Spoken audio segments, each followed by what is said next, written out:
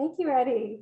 Amazing quote. And thanks for sharing your journey and your story. And again, the emphasis, I'm seeing a lot of lifelong learning being referred to here. You talking about maybe going back to school or definitely going back. So yeah, that's okay. It's still lifelong learning. Thank you so much, Eddie. Okay, I'm looking at my list. Well, Mac did get a couple of references here. So Mac, how about we turn it over to you? I want to learn about why you deserted Carlene. I'm kidding. Just we'd love to hear you talk about yourself for a few minutes.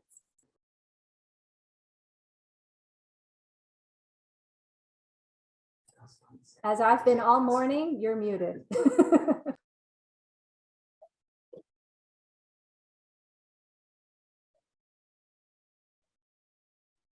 Am I audible now? Yeah, all right. All right, good morning, everyone. And as you can see, my name is strangely familiar. It's unusual for a person to have McDonald as the first name, but there you go. And so I often get confused with the family name, which is Kite, which then often becomes Kyle, and people think I'm Kyle, but I'm not Kyle, I'm McDonald. So as Carlene says, I often go by the name Mac. Big Mac is easy to remember. So yes, I've been teaching for the past 23 years. I started my career in 1999. I taught about 7 years in India, and then we moved to Middle East. I worked for the corporate training in the oil and gas industry, mostly corporate training and training for corporate communication and anything and everything related to communication within oil and gas industry. And it's so important for them to, document and, communicate properly. Otherwise, it could cause disasters. So 9 years in the oil and gas industry. Spent some time, about 3 years in Japan. I was in Osaka, College of International Professional Development with the Kansai Gaida University. And then my family and I moved to Canada in 2019. So I started teaching at Seneca in 2020 and recently got a full-time position. I'm a professor with School of English and Liberal Studies. I teach mostly COM courses, communicating across context, but and COM 111. But I'm mostly with the School of International, the ITAS, Information Technology Administration, Security and Services. I work with Carlene very closely for the BTT program and School of Aviation. I mostly teach professional communication for cybersecurity, international business, occupational health and safety, artificial intelligence and machine learning, marketing, media. So basically, mostly communication courses. The last few semesters I've been teaching second lieutenant from the Royal Canadian Air Force. My students are fighter pilots. Yay! It's an honor for me, actually. And so technical communication and advanced technical communication. And that's what my teaching, I'm passionate. I love teaching. It's like breathing to me. I can't survive without teaching. But I do have other hobbies too. I take professional, I do some professional photography. I collect stamps and I collect watches, less expensive than collecting cars. So I've got a deep interest in horology, the time measurement and stuff like that. My favorite quote, and my favorite quote comes from my own experience as a student, honestly. Education is not the filling of a pail or a bucket, but the lighting of fire. And that's a very old quote, right? And sometimes when we teach, we are excited to provide a lot of information to our students. But the one question that corporate communication and technical communication taught me was the whole idea of usefulness, right?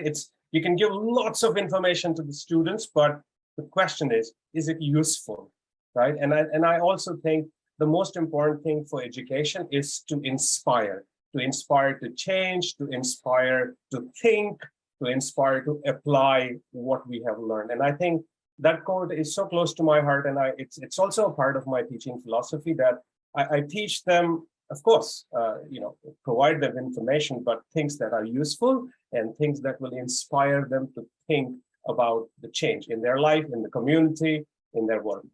So I hope I haven't taken a lot of time. Thank you very much. It's so lovely to see all of you. Thank you, Mac. I could listen to you forever. It sounds like you have the breadth of your work and depth of your expertise is incredible. It does sound like you were very missed in your old world, but Cells is lucky to have you. And yeah, I can't wait to have for us to have more interdisciplinary kind of conversations. You seem to have that perspective already, and I think your work will inform the focus of this course, which is about distilling to those most useful elements of skill and competency, and then supporting students in developing in those niche areas. So I think, yeah, look forward to more feedback from you on that. Thanks, and great to meet you, Mac. Okay, I think we've got Victoria next on my list here, followed by Jennifer and then Lillian. I'm just kind of going across here. Go ahead, Victoria. Hi, everyone. I just unmuted, so I hope you can hear me. I am Victoria, and Mac, like you, I'm also teaching Com 101. So it's so nice to meet you because I've seen your names in the emails, so it's really nice to see you, Big Mac. So I've been at Seneca for 4 years, and I have been trying for 4 years to become permanent and full-time. And I just did it, and it's so exciting. I think this is what Eddie was saying as well. So it feels so good. It feels very exciting, a little bit surreal still. I kept thinking like, oh, what if they take it away from me or something? But I guess once you sign the offer letter, they can't do that. So I'm very excited. I have a PhD in history. So I did all my postgraduate work in the humanities and the social sciences. I was at the University of Toronto for a while, and then I went to the UK. So I lived in the UK for about 10 years, which I loved. And in 2015, I worked for the Open University. So I don't know if anyone knows what that is, but it's the largest online and distance learning university in the world. It has something like over 200,000 students.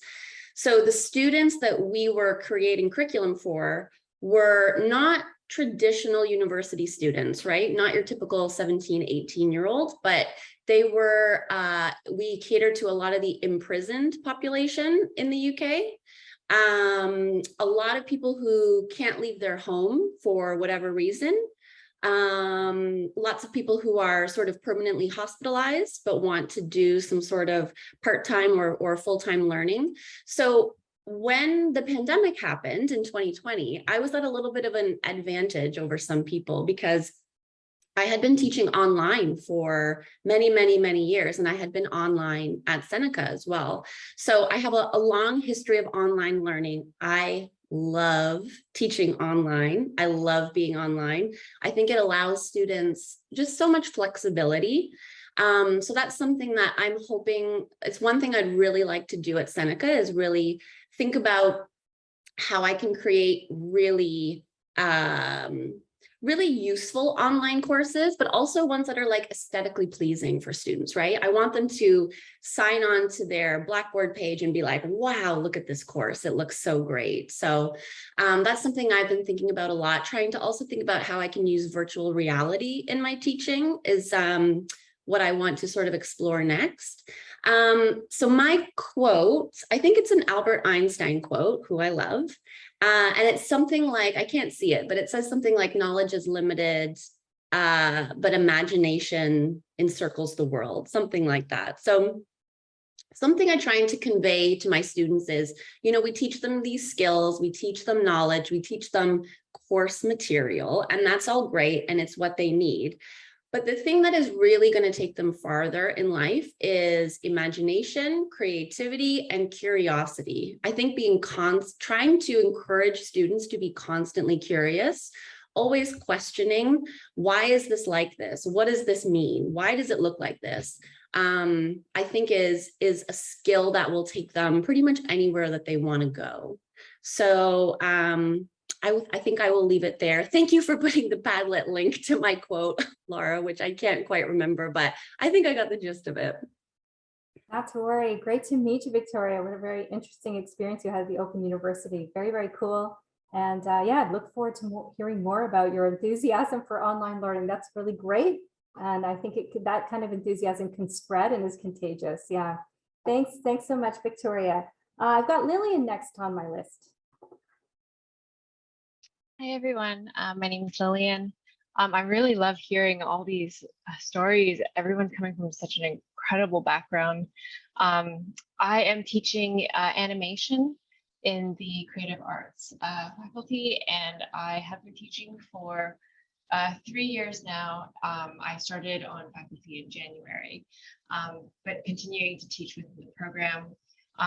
The animation program is actually going through a revamp this year. So we're starting ANI 2.0, which is an entirely new curriculum. So it's great to be in this course as well to figure out new ways to teach my students to learn. I've been working in animation for over 15 years. I was working freelance within Toronto. I also work as an auteur animator, so I make my own films.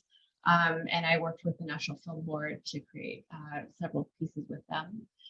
So I love what I do, and I love getting my students excited about it as well. I also dabble in VR and AR work. We've been experimenting with episodic VR through Seneca with their Summer Institute. And just last year, I completed a master's program where I was researching tools for pediatric health and how we can incorporate animation, storytelling, and augmented reality to help teach children voice therapy. So just trying to use that element of learning, problem solving, shifting around skills into different areas is something I'm very excited about.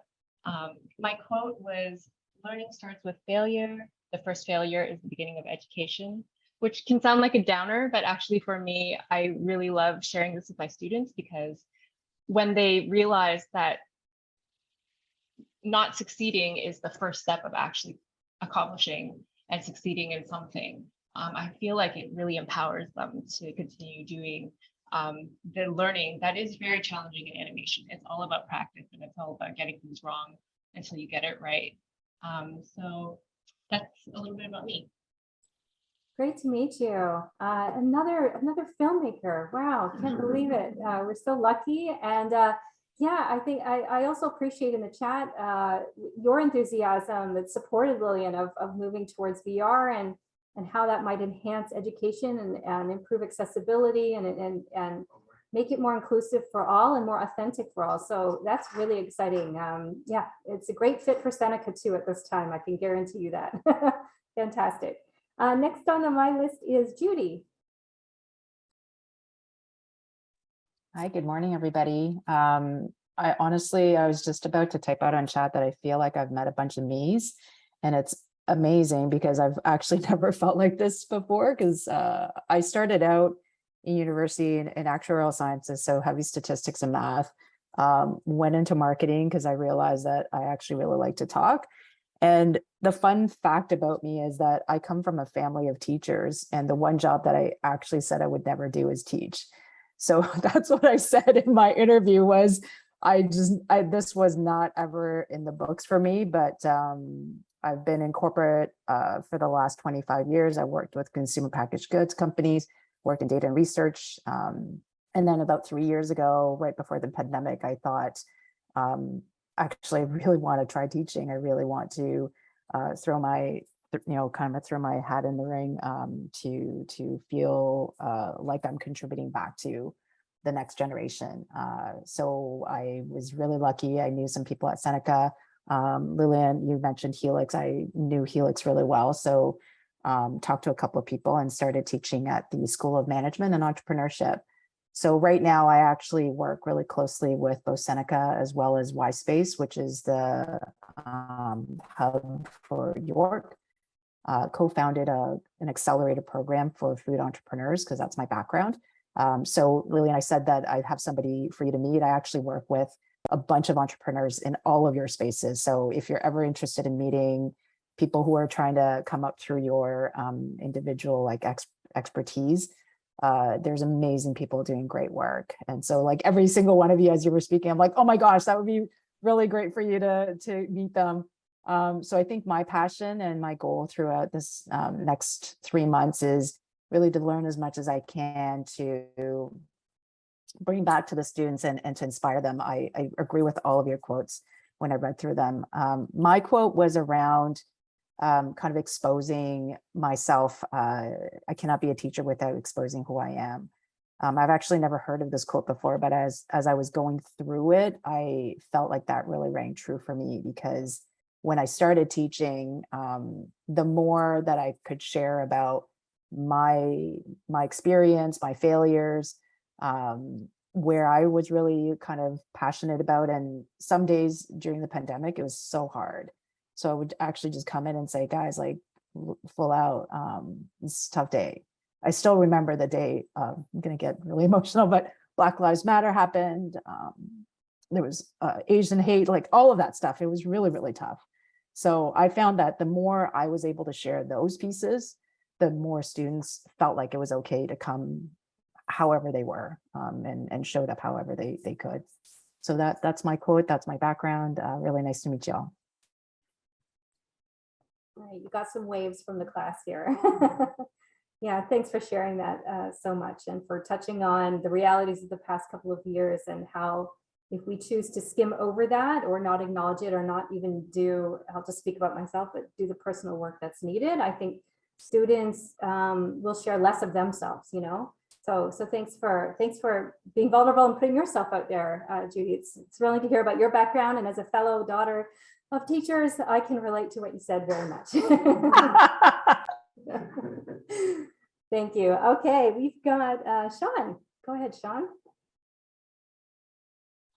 Hello, everyone. Can you hear me? I hope okay. Perfect. My name is Sean Schmidt, and I am thrilled to be here today. This is my second stab at this course. I was halfway through it, as Lara and Laura would know, and unfortunately, I had to take a leave of absence due to medical issues, but I'm back and really excited. So looking forward to completing this. I have been with Seneca teaching part-time for the past couple of 3 years. I started teaching in the height of COVID. So yes, the online experience, because I have done public speaking and been a guest lecturer at many visual schools across Toronto. But to do the online thing was certainly a challenge, but we got through it, and we're still learning, right, every single day. A little bit about me. I have been in the visual industry for close to 35 years. I worked most recently, I was the visual director for Le Chateau for 32 years until its demise during COVID. Very sad day for me and for many people, but hey, Le Chateau is back in Susie Shear stores. So you can shop there and shop online, I guess. So, in terms of being close to the land, in the land acknowledgement, I grew up on a dairy farm. So I had a very close relationship with the land, of course, and taking good care of it and all the things that go with that. And it's hard to believe. Most people look at me and say, I can't believe you grew up on a dairy farm, but it's true. I'm a fashionista and a city boy now, but so I'm a professor in the Visual Merchandising Arts program, as well as the Fashion Business Management program. And I'm really excited to bring my years of experience to the students, my real world experience. And of course, when I was working with Le Chateau, we took a lot of students for co-op and placements and mentored them and got them that real world experience to show them exactly what the visual world is all about. So, and in terms of my quote is by Malcolm Forbes. And it says, the purpose of education is to replace an empty mind with an open one. And that really spoke to me, because I feel in particular today's world of social media, we are so affected by so much noise, as I would call it, in the world. And I feel that people are very closed-minded. They have very certain opinions. And I think it's important that we all have open minds and that we are able to listen to everything. And I think that's important for the students too as well. You know, they may have preconceived ideas and notions of what they want to do or where they want to go in this world. But I know for myself, I just have always had an open mind and just exploring things and seeing what is next. And with the world changing as fast as it is, we do have to have open minds. Yeah, so that's a little bit about me. So thank you very much. And it's wonderful to see everyone. And it's great to hear so many varied backgrounds. It's like I'm in awe of the amount of education and talent and expertise that we're all bringing to Seneca. So happy to be here. Have a great semester, everyone. Thank you. Great to see you, Sean. I always appreciated your thoughtful comments in the chat and your encouraging comments in the chat. And not to put pressure on you, you don't always have to do that if you're not feeling like it. But I've always appreciated the positivity that you bring and the authenticity of the work that you do in your class, because for the students in that field, you know, to be hands-on and to do something that has an audience, you know, and put these designs together that aren't just about book learning, you know, it's so valuable for them. I do have a question for you, and it's a bit of a risk, but I have a memory of a Le Chateau being on Avenue Road at Bloor. Did there used to be a location down there in a really fancy big building? Yeah, there were Le Chateau stores almost everywhere. When I started 32 years ago, we had 100 stores, and then we went up to 220 at one point. So it was rapid expansion. And we used to go into temporary locations too as well. But yes, we were at Avenue and Bloor. Our original location was on Bloor Street, just around the corner from Yonge Street. And of course, every major shopping center across the country. So yeah, so you'd be right. We were everywhere. We were like the Starbucks. We were on every corner at one point. So well, I have fond memories of that, and I know I knew that about you, and I've known that about you, but I actually didn't put the nostalgic image together until this very moment. And I used to shop there all the time as a young adult, and yeah, it was just such a wonderful day trip to go to that part of Toronto and go shopping at the Chateau. It was amazing. Well, it's great to see you, Sean. Thank you so much. Who else do we have here? We've got quite a few, well, not a few, but it's so worth it to take this time to learn from each other and learn about each other. We have Deborah next, I believe. Hi, everybody.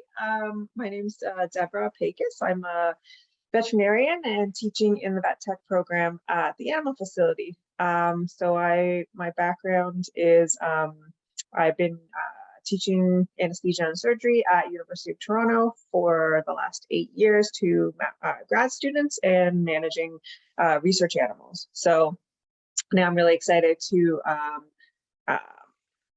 teach here at Seneca, and you know I've done a lot of teaching, but I've never had any formal teaching education. So I'm really excited to broaden, you know, how I teach and learn using Blackboard and all the different technologies that we have available. So I didn't realize we were supposed to quote somebody else, so I just made up my own quote. And I guess coming from a science background and in school a long time, our focus was a lot on memorizing and regurgitating. And so my teaching philosophy is, and then when you go to work, you're like, life is an open book, and we're constantly learning. So I'm sort of trying to shift that sort of historical teaching of regurgitation and memorization to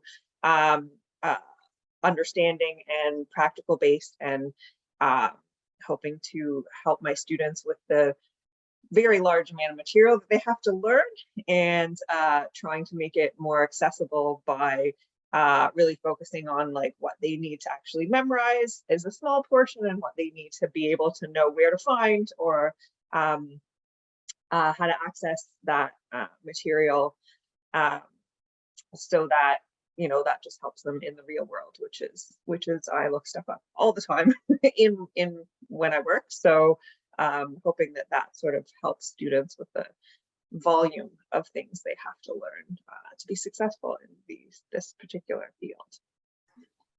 Thanks, Deborah. Great to see you again. I believe it is. Yeah. And thanks for taking an extra step and coming up with your own wonderful quote there. Very, very relevant to our discussions for this whole semester as well. So thanks for joining us. I was going to ask if you find yourself often getting questions from colleagues about their pets. I don't, yeah. I will do my best to restrain myself. I also do online consulting. So COVID started a lot of telemedicine, and so I do that on the side. So I know that, you know, everybody who hears that there are vets want to talk about and talk about their pets. So I do that as well on the side if anyone is ever in need. Very cool. Very cool. Awesome. Wow. That touches a lot of people in a good way, I'm sure. Yeah, really helped them during the pandemic. Thank you, Deborah. Awesome. Mary, go ahead. Hi there, I'm Mary.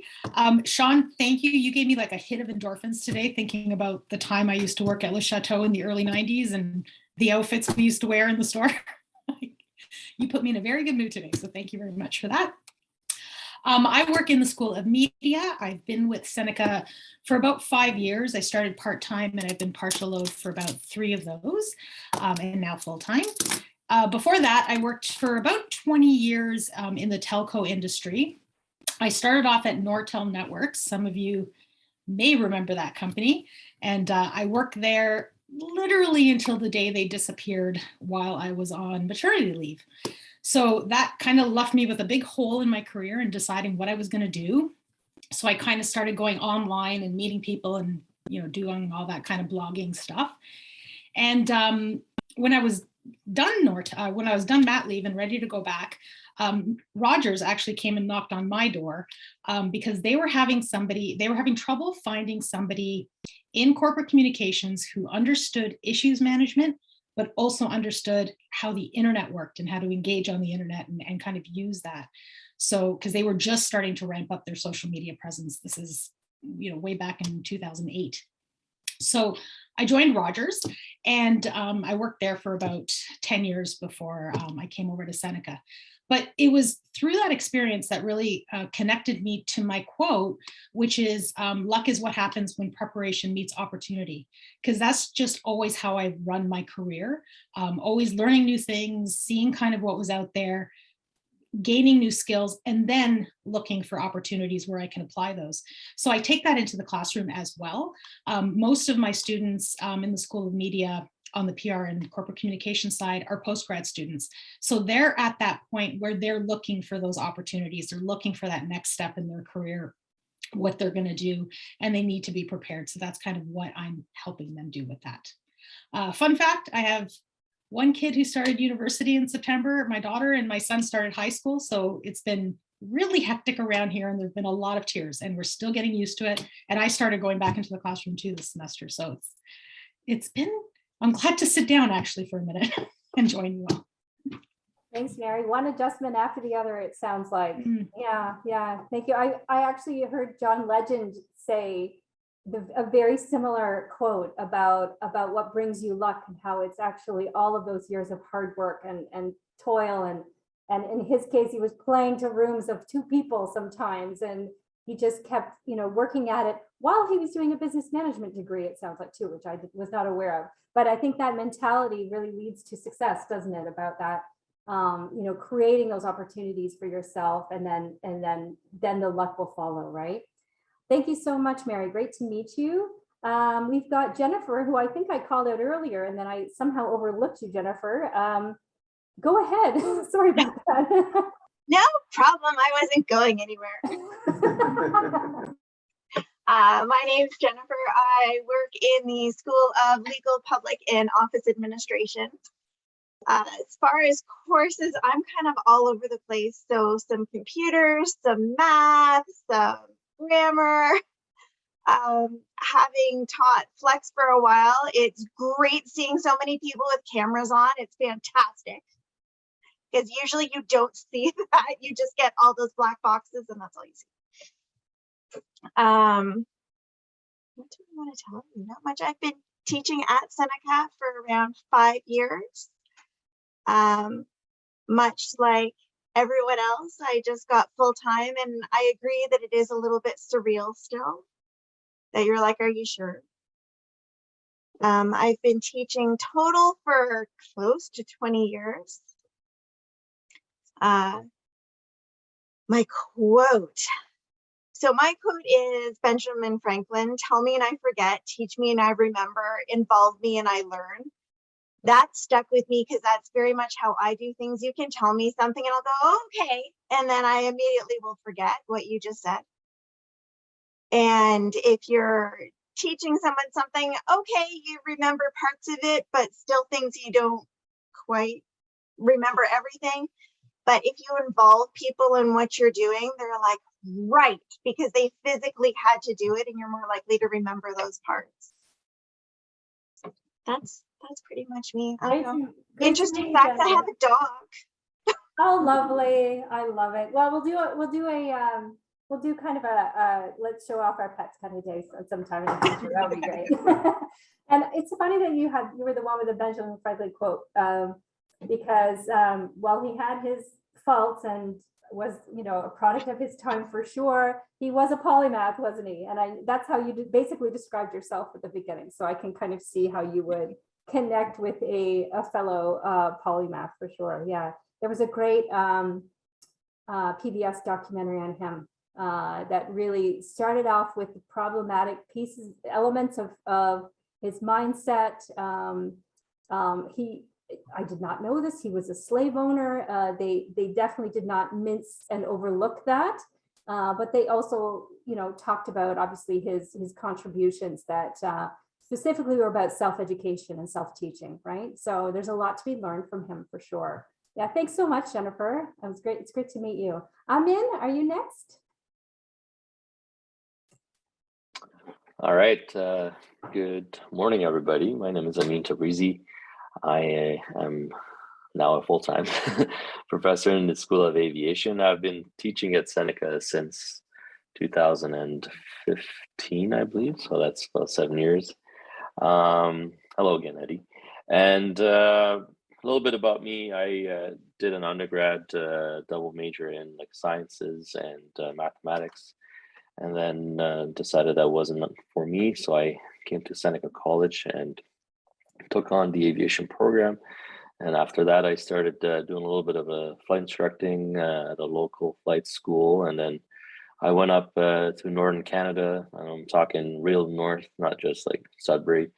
I was in the Arctic as an air ambulance pilot. And then from there, came back and worked at Porter Airlines and then WestJet. And then now, and aside from that, I was teaching at Seneca, obviously. And so now I'm full-time.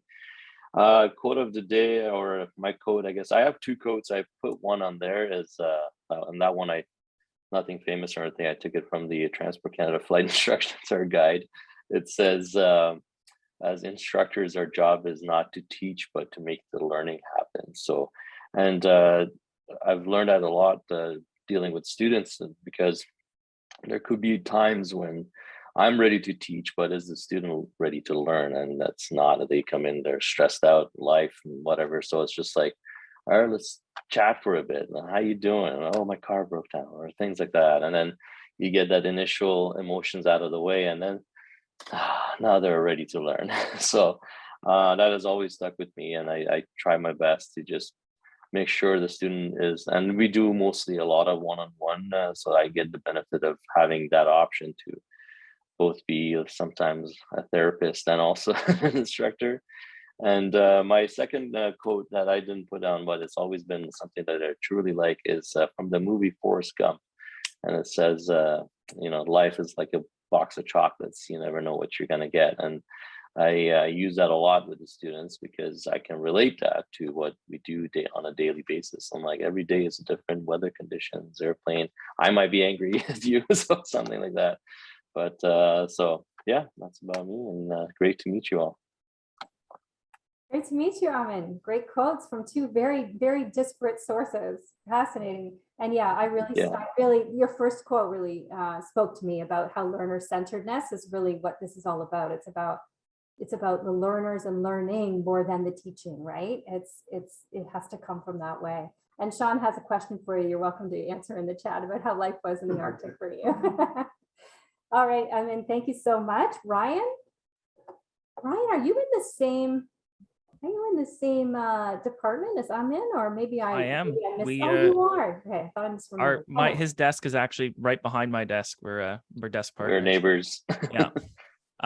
So my background isn't as, I would say, involved as it was. I kind of had a very good opportunity coming into Seneca College. I went to Sioux College, finished in 2016, got my instructor rating, and there was kind of a down or an upturn for pilots.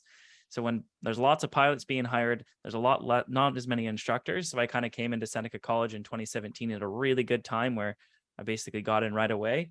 And I've been teaching at Seneca ever since. I was partial out up until this last August where I got full time. And it's been awesome, just an absolute blast. I love it so much. We, like Amin was saying, we get a lot of one-on-one time with the students. So there's a lot of times where you get to know the students on a personal level, which is exactly to echo Amin's point where you get to kind of deconstruct them and hopefully de-stress them a little bit. Our program is very, very demanding. They start and they don't get a summer off. They don't get a break. They may get a week or here or there. But when all your students or all you guys are off in the summer, that's actually our busiest time because that's when the weather's the best. So we're actually kind of going into the mode into the fall and the winter where things start to get a little bit easier for us while you guys are going into the time where everything gets a little difficult for you guys. But it's a lot of fun. I started in 2017 and I feel super lucky to be working at Seneca and being able to teach flying.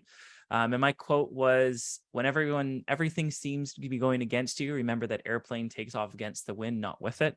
It's a Henry Ford quote, but it's just something that I like to remember when I'm teaching my students, that sometimes not every student's going to get it on the first try. And you do have to try maybe a different method or try a little bit harder or be more involved with some of the more students.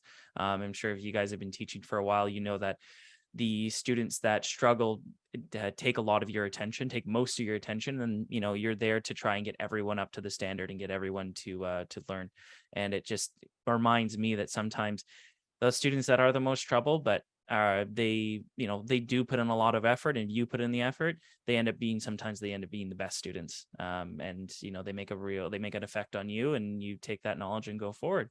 And then another, I guess, an interesting point for me is that I just 12 weeks ago now, I just had the birth of my first daughter. So that's another challenge that I've been taking on. And if I show up on a Tuesday with my lots of bags under your eyes, you know that I've been up all night dealing with her. So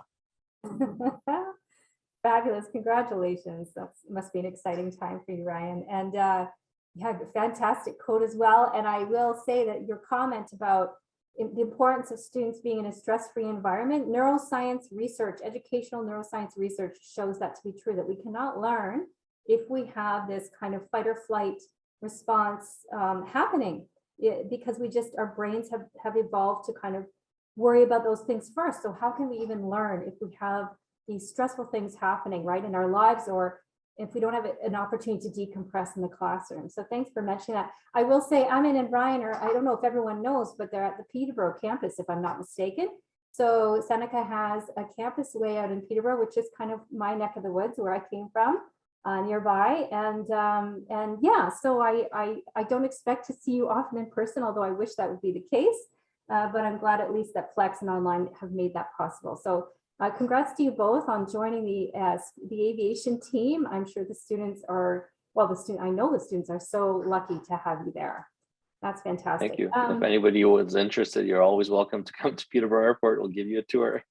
I was gonna say, I thought I recognized that last name, Jen, and then I'm like, oh yeah, that's Jake's wife. That's crazy. All What a right, small world. Jen. Yeah. Yeah, that's Yeah. Okay. Amazing. Well, fantastic. Great to meet you both. That's fantastic, guys. Keenan, you're next, and then we have Wei. I'm going to double check my list. I really hope I haven't missed anyone. We'll take a short break after that, and yeah, Kieran, go ahead. Hi, Lara. Sorry, did you say Kieran? Did you want me to go now? I wasn't sure what you said. Yes, I did. And I looked at your pronunciation notes and I couldn't quite get what you meant, but now I know. That's okay. Kieran. There we go. Thanks, Lara. Thank you. Okay, go ahead. Nice to meet everybody. Great to hear all the stories. Hi, Eddie. Great to see you again, too. So I guess I started teaching part-time and partial load on and off, first time about 20 years ago at Seneca. So I have a bit of a soft spot for Seneca. Also have taught at York and for CPA Ontario. While doing that part-time and partial load for about 20 years, I've been full-time in industry. I'm teaching in the School of Accounting and Financial Services, and really lucky in industry over the past 20 plus years to have gone everywhere from kind of junior accountant when I graduated and got my CA designation all the way up to my last role, which was CFO for a pharmaceutical company. So my last kind of 10, 12 years have been in the pharma healthcare industry, in the accounting department as CFO, so College of Dietitians, Allergan, which most of you probably know as the makers of Botox, Centrix Health Solutions, so kind of a wide range of different healthcare industries, both on the medical aesthetics side, as well as patient-based specialty pharmacy, oncology, GI, various different areas. And it's been great to have all that experience and hope to bring all of that into the classroom like I have been for the last little while. On the personal side, I guess my quote, which I kind of made up on my own, have always been saying, I guess, for the last little while, is that we're all in it together. And that we learn from each other and the learning never stops. And I think that's the way that I live my life. I'm always asking tons of questions, always learning. I have 3 children, 2 of which are in post-secondary, so fully aware how students are feeling, like everyone's talking about in terms of coming in and making sure you decompress and you're ready to learn. And then I learn a lot from my students, just like they're going to learn from me. And I want them to know that kind of right off the bat in our first class. I guess another interesting thing about me is I just checked something off of my bucket list, which I've had for a while, and that was to get my yoga teaching certificate. So a great personal journey for me. I've been practicing for years, but always wanted to go through that journey of getting my teaching certificate, and I just finished. So that's kind of my lifelong learning as well, I guess. My gosh, congratulations. And teaching yoga is not easy, especially when you have someone like me in the class.